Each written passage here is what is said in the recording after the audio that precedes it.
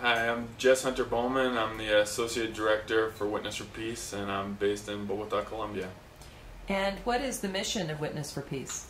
Witness for Peace works to change U.S. policies and corporate practices that contribute to poverty and oppression in Latin America. We try to work with people in the United States and throughout Latin America to build bilateral relationships between the region that would lead to peace, justice, and sustainable economies. It seems to me that it was one of the great innovations of Witness for Peace, the idea of bringing regular citizens in to see what's happening, even in the midst of a war. Are you guys still doing that? And if so, what countries are you bringing people into? We believe this has been a very proven model and a very effective model. It's hard for people in the United States with all the things that are going on in the world and at home with our kids, trying to just simply get them to school and make sure that they're going to a good school, getting food on the table and taking care of all the things that we have to deal with at home, and then all the issues that are in the news. How do we get something that's a bit obscure, like a war in Colombia, for example, to be something that people will talk about at home and care about and actually work on?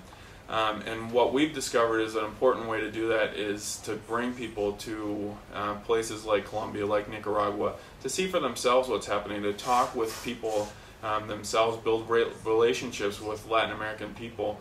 And since 1983, 13,000 people have done that with Witness for Peace. They've traveled safely and successfully to war zones like Nicaragua, here in Colombia as well, and also places like Mexico to see what's really causing people to leave their communities and travel to our communities in the United States.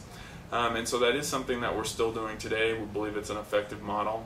We're taking people currently to Mexico, Nicaragua, Honduras, Cuba, Colombia, Venezuela, and Bolivia. And we encourage those people at the end of their trips to go home and talk to their neighbors and friends, talk to their policymakers, and help try to create a broader awareness about what's happening in Latin America, and also to change U.S. policies that are detrimental for the Latin American people. So currently you're in Colombia, and for the average American citizen who doesn't follow what's going on in Colombia very well, what are the key things that someone needs to know?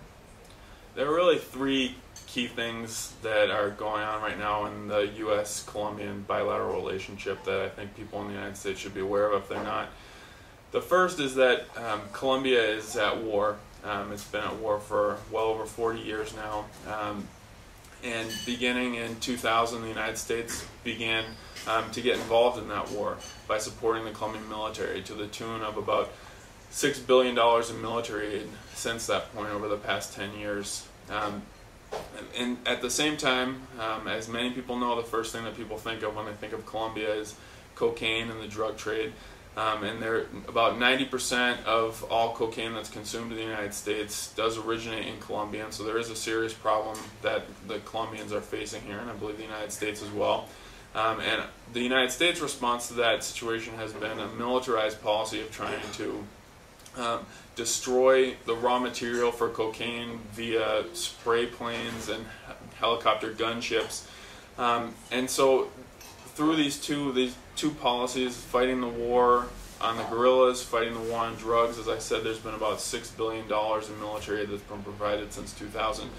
And neither of those things have been as successful as we hoped. Policymakers, when they passed this plan at the beginning of the last decade, in 2000, they said that the goal was to reduce cocoa production by 50% over 5 years.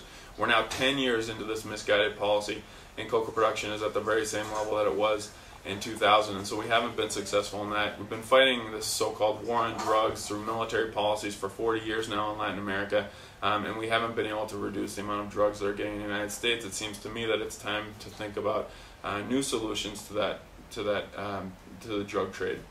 And on the military side, there have been some changes in the levels of violence, where the violence is down a bit from its record levels in the early part of the last decade.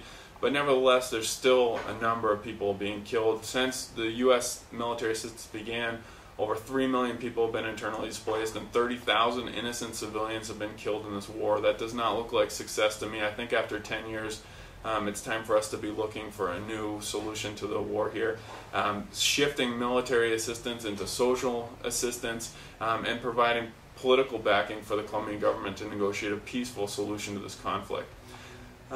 But what we're seeing out of policymakers, unfortunately, is a re-entrenchment of this military policy. Just at the end of 2009, Colombia and the United States signed a 10-year military deal for military cooperation.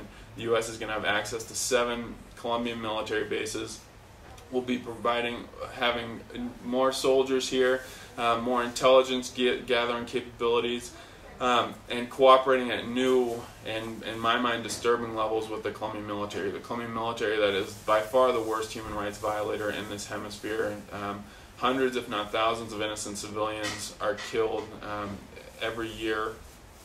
And so we would hope that we could not have this kind of deepening military cooperation. We need to end this military basing deal, and this is something that virtually no one in the United States is aware of, that the United States has just signed a deal to operate out of 7 Colombian military bases, and something we're deeply concerned about.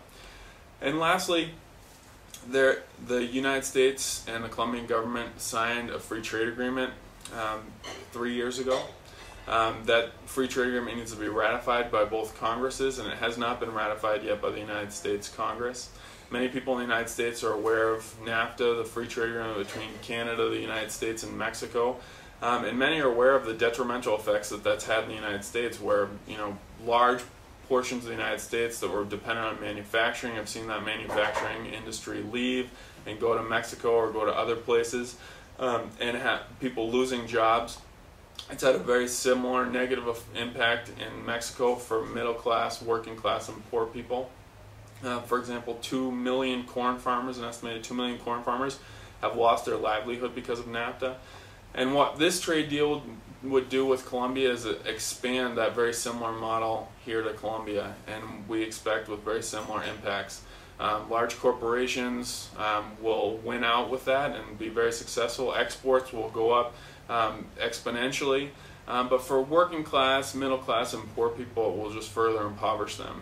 And here in Colombia, the impact that will have is that in the agricultural sector, people who aren't able to compete with agribusiness in the United States will be forced to look for a new livelihood. And for many, that's unfortunately going to mean cocoa production, the raw material for cocaine.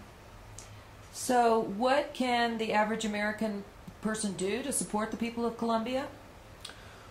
First and foremost, I think people need to understand what's happening. It's really challenging to be able to act in support of what Colombian people are calling for, to act in support of peace and justice and sustainable economies, if we're not aware of some of the broad trends of what's going on. That doesn't mean we need to be experts on the issue, but it means we need to be a bit fluent with what's happening.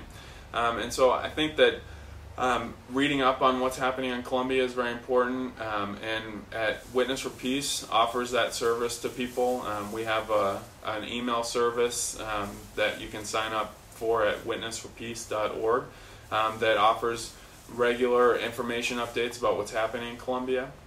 And there's other sources as well. But I think that's an extremely important thing. What's happening here is glossed over in the press and with policymakers very frequently, and it's a complicated situation. But it's not impossible to digest. And so reading up a little bit on it is something that is important. And secondly, I think taking that information and putting it into action. Policymakers will respond sometimes when you talk to them about things, and I think starting with Colombia, but whatever the issue is in the United States that people are concerned about, we need to talk to our policymakers more about those things. There are lobbyists in Washington that are talking to them about everything under the sun. When it comes to U.S. policy towards Colombia, I can tell you that the Colombian government is very active in talking to policymakers about what their vision is for the future of U.S. policy. The Pentagon is speaking to them as well, as are others, and so we need to be doing that as well. And so I encourage you, again, at witnessforpeace.org, you can sign up for our action alerts, where we'll let you know when it's an important information to reach out to your policymakers to talk to them about certain issues. And you can do that through calling them, through emailing their office. Every member of Congress has coffee hours and district office hours where they come home to the district and they are open to people coming and talking to them about things. And it's important to take advantage of that opportunity. Otherwise, they don't think that people really care about what's happening in Colombia or concerned about current U.S. policy towards Colombia. Thank you.